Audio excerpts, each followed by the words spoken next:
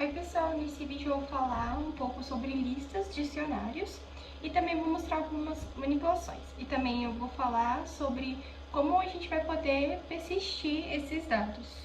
Então, afinal de contas, de onde veio as listas e os dicionários? Para isso a gente vai ter que voltar um pouquinho no tempo, né, na história. Então, nos primeiros computadores já existiam arraiais, né, em algumas linguagens. Eles eram sequências de dados do mesmo tipo e bem organizados na memória, mas tinha um problema. A gente ia ter que definir o tamanho antes de criar e não dava para mudar depois, né? Eles eram ótimos para criar para cálculos científicos, mas não eram tão práticos para mexer com dados que sempre mudam, né? E na mesma época começou a surgir a ideia da tabela hash. Nessa tabela, a gente precisava acessar dados rápidos, né? Sem ficar percorrendo uma lista inteira. O ADP-LAN estudou isso nos anos 50, né? Criando técnicas para mapear uma chave e um endereço na memória. Aí era o começo da ideia de dicionário, né? Mas ainda não tinha sido usado de forma prática em linguagens populares. Agora, já nos anos de 1960, a Lisp chegou e mudou o jogo. Ela trouxe listas ligadas que podiam crescer ou diminuir dinamicamente. E além disso, as Lisps tratavam tudo como lista. Código, dados, tudo. E isso permitia até que os programas manipulassem outros programas. Essa ideia inspirou várias linguagens modernas a usarem listas flexíveis, né?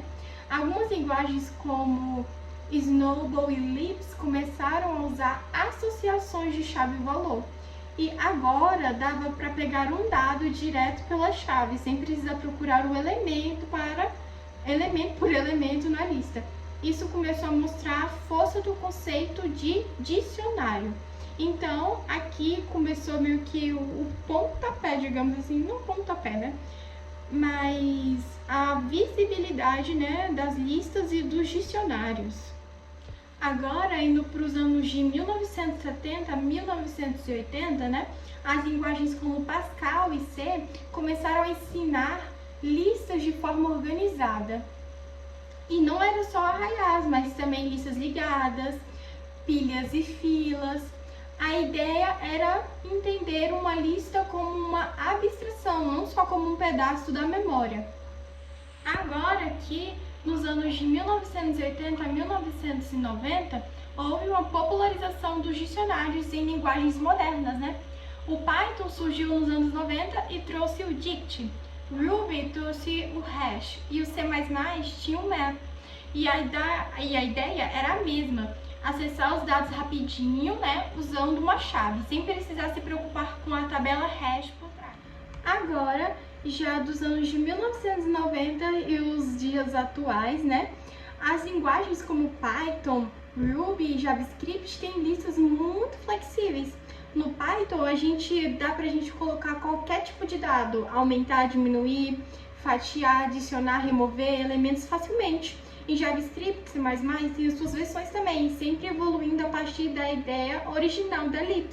Então, é isso, a história dos dicionários e das listas. Agora a gente vai falar, né, sobre como funcionam as listas e os dicionários. Então, as listas, né, vai ser uma estrutura de dados que vai servir para guardar valores. E a gente vai criar uma lista usando colchetes, né? E dentro deles a gente vai poder colocar números, textos, ou até outras listas, ou até mesmo dicionários, né? E as listas diferentes do começo que a gente viu, né, dos arraiais, elas vão ser mutáveis, né? Então, ela foi muito importante, ela é muito importante para a programação. Então, aqui eu vou ter um resuminho de como funciona a lista, né? Aqui eu comecei, né, explicando aqui como criar, né? Então, quando a gente vai criar uma lista, a gente primeiro, criar ou declarar, né? Primeiro a gente precisa escolher o nome da variável, né? Que tem que ser de acordo com o que vai estar dentro da lista. É muito importante para ficar mais explicadinho o código. Então, a gente coloca aqui o nome da variável, nesse caso eu escolhi animais, né? E dentro da lista, né, como eu falei, fica dentro dos colchetes, eu coloquei macaco, elefante e passarinho. E os elementos, eles são separados por vírgulas. E quando é texto, a gente sempre tem que botar... a gente sempre tem que botar as aspas. Então, por exemplo, aqui macaco tá com aspas, então tem que ter aspas. Exceto se for um número, a gente não precisa não. Aí quando a gente vai acessar, né, imprimir algum elemento, algum valor de uma lista, a gente coloca um nome que a gente deu, né, para a lista, que no caso ali é animais, e a gente coloca os colchetes e o número da posição que tá o valor da lista. No caso aqui, né, eu coloquei animais 0. E é muito importante lembrar que ele começa a contar do 0 para cima, tá? Então não começa do 1. E aqui, por exemplo, eu coloquei animais 0. Então ele vai pegar o animal que está na posição 0, que seria na posição inicial o macaco. Se fosse 1, seria o elefante. Se fosse 2, seria o passarinho. E já quando a gente vai adicionar, a gente coloca o nome da nossa variável, .append, e o que a gente quer adicionar. No caso, a gente quer adicionar aqui o peixe, né? A gente coloca também entre aspas. Quando a gente vai remover também a mesma ideia, né? O nome da variável, ponto, só que agora em vez de append, a gente vai colocar remove. E a gente vai estar removendo aqui agora o macaco.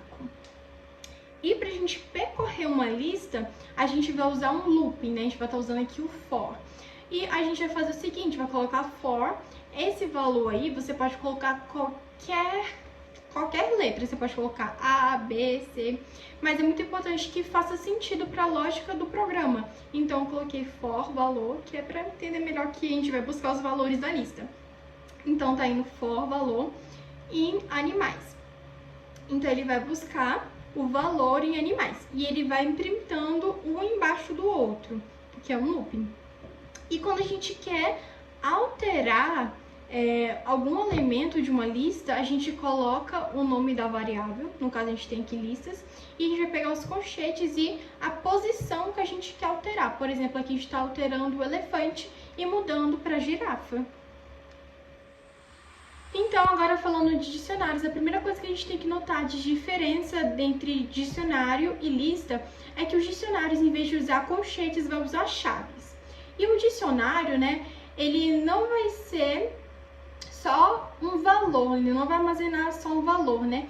Ele vai ser uma estrutura de dados que guarda pares de informação, que vai ser chamado de chave e valor. E para a gente entender esse negócio de chave e valor melhor, a gente pode pensar como se fosse um dicionário mesmo, né? A palavra seria a chave e o significado seria o valor. Agora aqui, vindo para o resuminho aqui de como, né, funciona os dicionários, né? Aqui em criando, por exemplo, né, assim como nas listas, a gente começa primeiro, né, dando nome para a variável. Aqui eu dei o animal, né? Eu dei o nome para o nosso dicionário animal. E dentro dele vai ter a espécie, o tipo e a idade. A espécie, tipo e idade vai ser a nossa chave. Então, tudo que vir antes dos dois pontos vai ser a nossa chave. E o que vir depois vai ser o nosso valor. Aqui, no caso, a chave para o valor ave seria espécie. Então, sempre que a gente quiser acessar o valor ave, a gente vai ter que usar essa chave que é a espécie. Aqui em acessando vai dar para entender melhor. Porque aqui a gente, na hora que a gente está imprimindo, né, a gente quer acessar a nossa lista, né?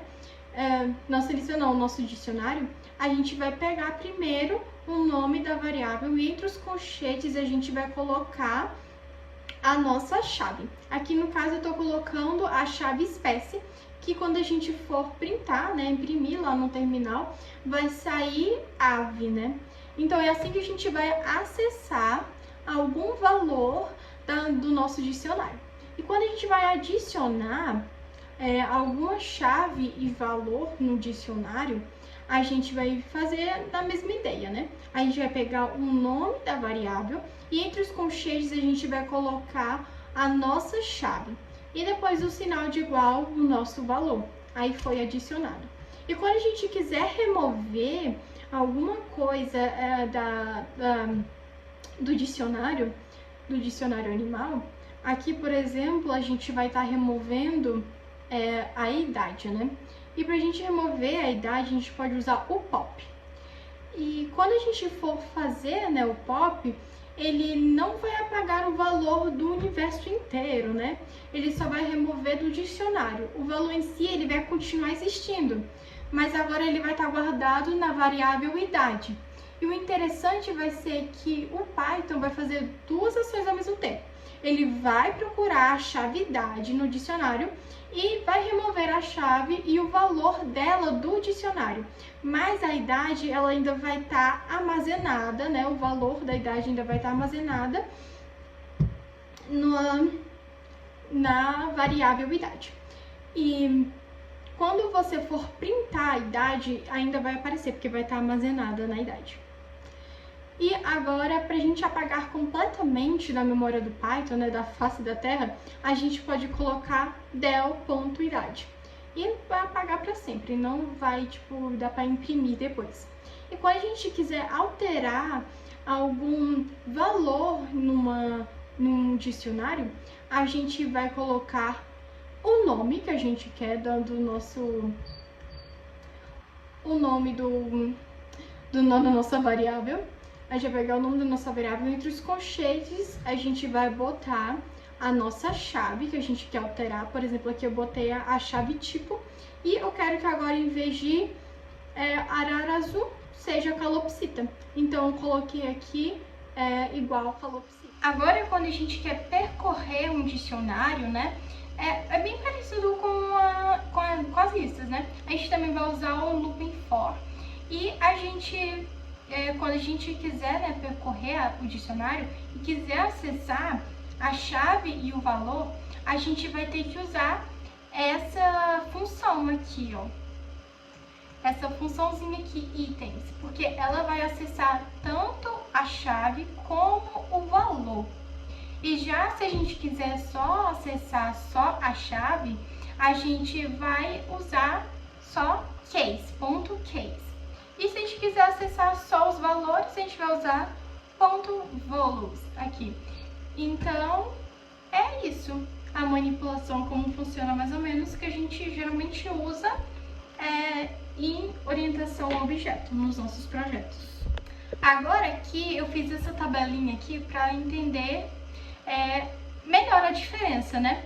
Por exemplo, o acesso de listas e dicionários, né, vai ser diferente, né? Porque as listas vai ser por índice numérico, como eu já tinha falado, e dicionários por nome da chave. E vai permitir repetição nas listas, eu esqueci de comentar isso, então que bom que fiz a tabelinha. Então, nas listas vai ser permitido repetir, já nos dicionários não. E a criação, né, eu já tinha falado sobre, e os tipos emitidos, né, em listas vai ser qualquer tipo de dados, e em dicionários vai ser chaves únicas e valores variados. A organização também vai ser diferente, né, quando a gente vai acessar, né, por exemplo, a gente vê essa diferença, porque em listas vai ser sequência ordenada e em dicionários vai ser coleção de pares, chave e valor.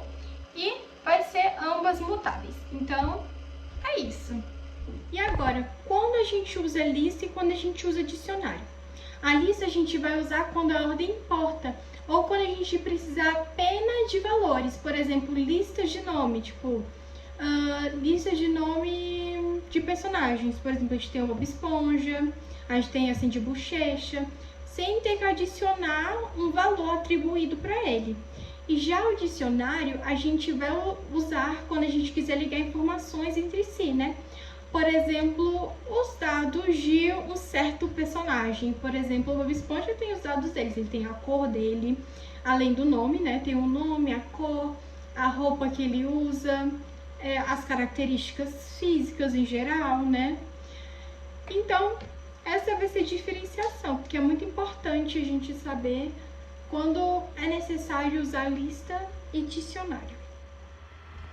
Então, agora a gente vai para o nosso primeiro exemplo. Aqui, nesse primeiro exemplo, a gente só vai usar só lista. Então, aqui no nosso exemplo, a gente vai ter que ter uma classe chamada Fazendinha, que ela vai ter que ter uma lista também chamada Animais, vazia, né? Também vai ter que ter uma interação ali com o usuário, Também vai ter que ter métodos para adicionar, remover, alterar e listar animais. E também, aqui mostrar os animais cadastrados, eu botei repetido sem querer, mas não tem problema não. E também que tem uma classe principal chamada My com o menu funcional, né? Porque vai ter que ter interação com o usuário e também que não quebre o código. Então, vindo aqui para a nossa classe fazendinha, né? A gente tem aqui a nossa lista vazia, que a gente fez self.animais igual a colchetes aqui, o colchete está vazio, porque a lista está vazia. E a gente tem aqui o nosso método adicionar animal. Aqui não tem segredo, a única coisa que mudou dos exemplos como mostrei para vocês como funcionam as listas, é que eu botei aqui o input, porque vai ter uma interação com o usuário.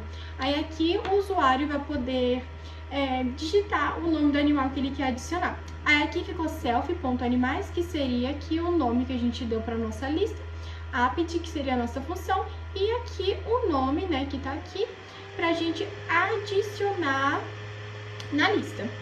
E aqui depois vai printar no final que o nome da lista foi que o animal foi adicionado.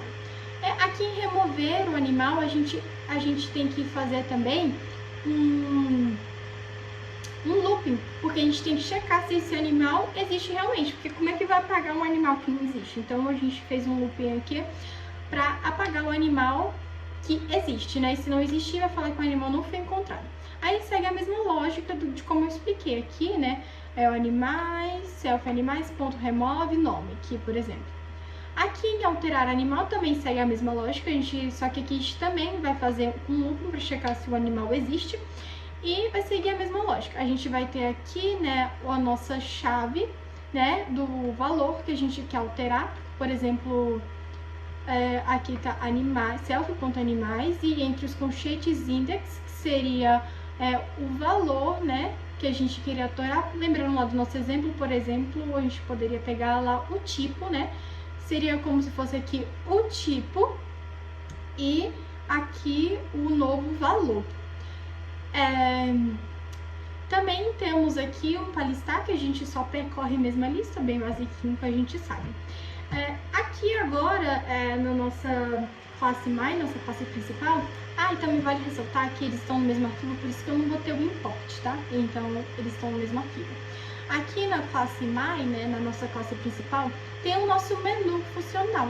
E como vai funcionar esse menu funcional? A gente vai usar aqui um looping while, a gente vai usar o while, enquanto o while for verdadeiro. Aí só para aqui em break quando a gente for escolher a opção saindo. Então, usar um loop é muito importante, porque assim o código não vai quebrar. E aqui embaixo vai ser onde vai ser executado mesmo o programa. E tá vendo esse aqui na parte do init? A gente tem aqui um self.fazenda igual a fazendinha e entre esses parênteses aqui. Isso aqui a gente vai usar como se fosse meio que uma ponte entre a classe fazendinha e a classe My, para a gente poder acessar aqui os métodos que tá aqui. Por exemplo, aqui a gente usou no if adicionar animal, self.fazenda, que a gente tem aqui, ponto adicionar animal. E assim a gente faz a ponte para o sistema funcionar certinho. Agora, vindo aqui para a saída, né? Eu fiz a saída exatamente como aparece no terminal. Tá bem didática. Aí a saída ficou assim. Tem mostrando as interações também com o usuário e tal.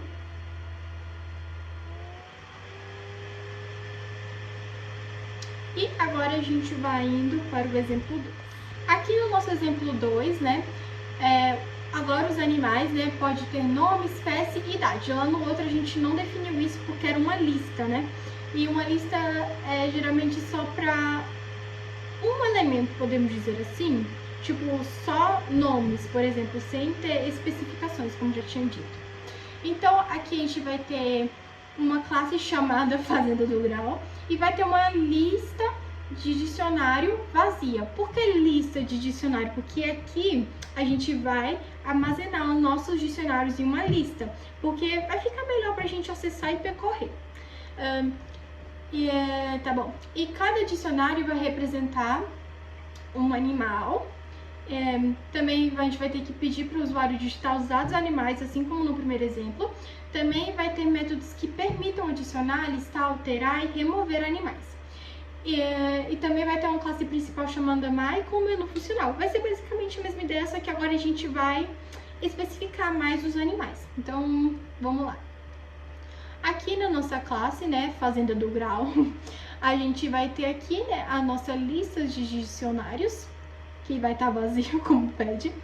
E aqui em adicionário animal vai seguir também a mesma lógica, só que aqui a gente vai estar definindo já animal igual a uma lista, tá vendo? Que já tá aqui em formato de lista, entre colchetes, já com sua chave e valor. Então a gente vai fazer assim pra gente ir armazenando lá na nossa lista. E vai seguir a mesma lógica do outro, só o que vai mudar vai ser isso mesmo. Aqui, então, tem alterar animal e remover animal também, listar. E agora, vindo aqui para o nosso menu funcional, também é basicamente a mesma coisa. A gente vai fazer aqui a ponte com a classe Fazenda do Grau. E vai indo. É a mesma coisa, muda pequenos detalhes só. Aí aqui vai ser a saída do código.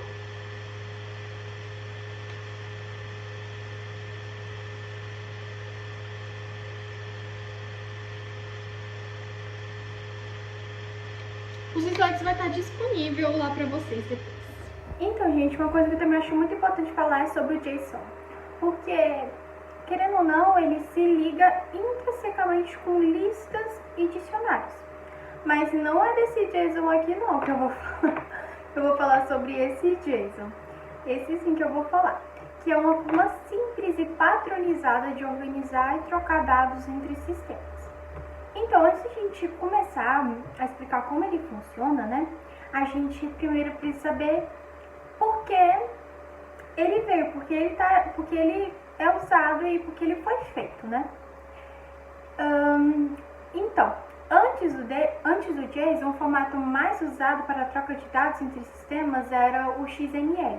Ele era muito poderoso, mas também muito verboso. Era cheio de tags, difícil de ler. Como tem um exemplo aqui, né? Ele também, para descrever informações simples nele, como um cadastro de uma pessoa, exigia várias linhas e marcadores. Isso deixava a comunicação entre sistemas muito lenta e muito pesada, além de cansativa para quem lia.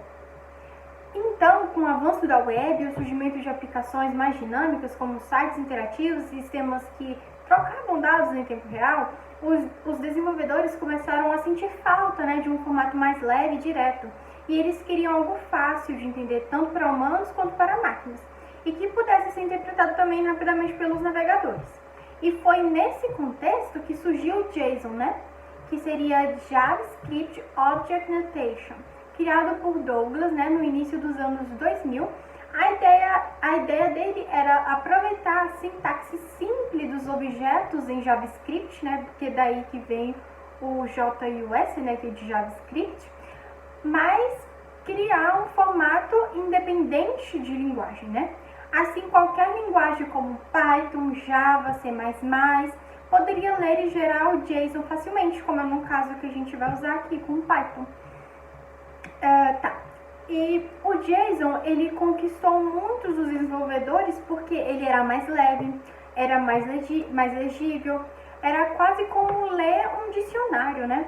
É fácil de processar também automaticamente, né? E com o crescimento das APIs, né, web e dos bancos NoSQL principalmente, ele se tornou um padrão universal para a troca de dados. Então, agora, como a gente já sabe como ele surgiu e o porquê, agora a gente precisa entender como ele funciona. Então, o JSON, ele vai usar chaves para objetos e colchetes para a lista. Tá vendo meio que essa logozinha que eu botei do JSON aqui? Ele tem umas chaves, é porque quando ele vai armazenar objetos, ele vai usar chaves. E quando ele vai armazenar listas, ele vai usar colchetes. Tá, agora sobre o salvamento e carregamento de dados em programas. Por exemplo, no Python, quando a gente usa o JSON, né, para guardar informações, como uma lista de animais, usuários, produtos, depois que a gente fecha o programa e volta, os dados vai estar tudo salvo. Por exemplo, o nome do usuário, o cadastro do usuário. Então, vai estar tudo salvo. E também, né, pelo avanço da web moderna, né, seja por APIs, bancos de dados, aplicativos, o JSON é um idioma universal dos dados, né? Ele vai ser mais simples, rápido e compreendido por praticamente qualquer linguagem. E foi um dos objetivos que ele foi feito, né? Então agora a gente vai para o nosso exemplo. Eu peguei esse exemplo a partir do exemplo 2 que a gente fez, né, da Fazenda do Grau. Por quê? Porque a gente só vai adicionar 2 métodos, vocês vão ver aqui agora. Então, aqui no nosso código, né, a gente começa aqui com import JSON. A gente começa aqui importando a biblioteca JSON para salvar e carregar os dados em formato JSON. E já aqui, né, a gente já tem a classe Fazenda do Grau, né, e aqui o nosso construtor, def, né, init. E dentro desse construtor, a gente vai ter aqui o self.arquivo igual, entre aspas mesmo, tá? animais.json. Aqui vai ser o nosso nome do arquivo onde os animais vai ser salvos, onde os animais serão salvos. Aqui embaixo a gente tem o self.animais igual a self.carregar underline animais. Aqui a gente já vai estar rodando esse nosso método aqui, ó, carregar animais, assim que o programa iniciar. E vindo aqui para o nosso, primeiramente, antes de a gente começar a falar sobre o carregar animais, vindo aqui para o def salvar animais, aqui dentro desse método a gente vai ter um if open, que ele vai abrir o arquivo com segurança. E aqui dentro de open a gente tem self.arquivo, que seria aqui o nosso arquivo, né? E a gente tem esse W, né? Esse W vem de write, né? Que seria escrever, né? Aqui, depois de write, né, a gente vai ter o colon, né, aqui igual, entre aspas, UTF-8, que ele vai aceitar caracteres especiais, por exemplo, o C cedilha, porque em inglês não tem C cedilha, e ele aceita quando a gente faz isso. Aí fora aqui dos dos parênteses, a gente tem as, F. Esse as-f, ele vai criar meio que um apelido para o arquivo, né? Para esse arquivo aqui que a gente vai estar abrindo. E aqui já a gente vai ter JSON dump. Esse JSON dump, ele vai ser responsável por salvar a lista de animais no arquivo no formato JSON. Voltando aqui em if open, né? Quando a gente vai... Quando a gente está fazendo isso, né, a gente vai estar abrindo o arquivo de animais.json para escrever nele, né? O if, ele vai garantir que o arquivo vai ser fechado sozinho no final. E já voltando aqui, né, em JSON Jump, né, aqui a gente vai ter self.animais, que vai ser aquele atributo que a gente fez lá no começo, lá no construtor init. Aí que vai dar vírgula F, que seria o apelido que a gente deu para o nosso arquivo. Aqui a gente teria da mesma vírgula, aqui esse indent igual a for, né, seria para deixar o arquivo mais legível, e esse aqui, esse ensure, não se fala direito, ele vai manter acentos e caracteres especiais corretos. E o JSON Jump vai transformar a lista Python em texto JSON e escrever no arquivo. E já aqui a gente vai estar agora, né, print dados salvos com sucesso. Aqui vai mostrar, né, a mensagem confirmando que os dados foram salvos, né.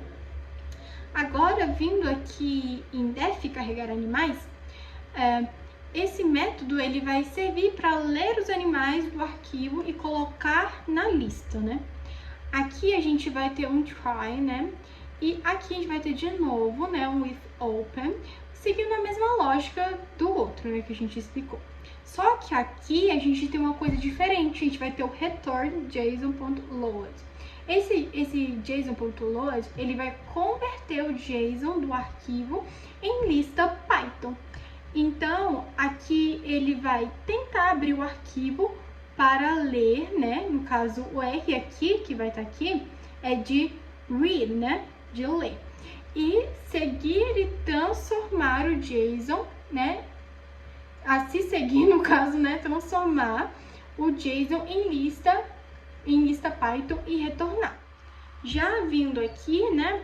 Como temos um try, a gente tem que ter uma exception, né?